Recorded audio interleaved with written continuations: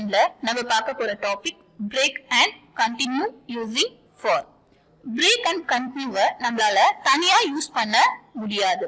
இந்த break and continue நம்மளால for இல்லனா while loopல தான் எக்ஸிக்யூட் பண்ண முடியும். For example, இங்க ஒருத்தர் ரோட் கிராஸ் பண்றதுக்காக வெயிட் பண்ணிட்டு இருக்காங்க. சோ அப்போ as usual vehicles எல்லாமே மூவ் ஆயிட்டு இருக்கும். இப்போ அந்த மேன் வந்து ரோட் கிராஸ் பண்ண ஸ்டார்ட் பண்றாங்களோ அப்போ ஆட்டோமேட்டிக்கா அந்த கார் வந்து ஸ்டாப் ஆயிடும். அகைன் அந்த ஹியூமன் பீயிங் ரோட் கிராஸ் பண்ணதுக்கு அப்புறமா ஆட்டோமேட்டிக்கா அந்த கார் வந்து மூவ் ஆக ஸ்டார்ட் ஆயிடும். இதுதான் difference between break and continue. For லூப்ல பிரேக் அண்ட் கண்டினியூ எப்படி யூஸ் பண்றது அப்படின்னு பார்க்கலாம். First for using break. இங்க பப்ளிக் கிளாஸ் பிரேக். இங்க என்னோட கிளாஸ் நேம் பிரேக் அப்படின்னு கொடுத்திருக்கேன். Next for int I is equal to 1, I less than or equal to 10, I plus plus அப்படின்னு நான் ஒரு கண்டிஷன் செட் பண்ணிருக்கேன்.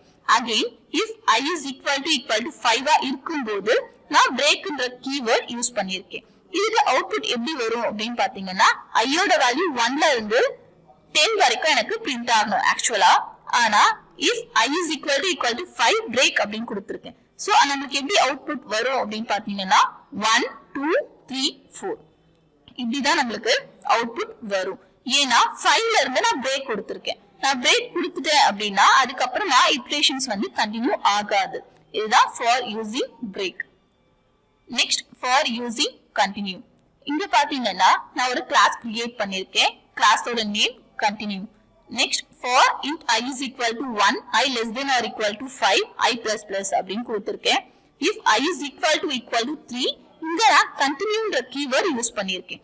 கண்டினியூ என்ன பண்ணும் அப்படின்னு பாத்தீங்கன்னா இப்ப if I is equal to 3 கொடுத்திருக்கேன் இல்லையா அந்த பர்டிகுலர் இட்ரேஷனை மட்டும் ஸ்கிப் பண்ணிடும். மத்த அவுட்புட் எல்லாமே நம்மளுக்கு கரெக்டா வரும்.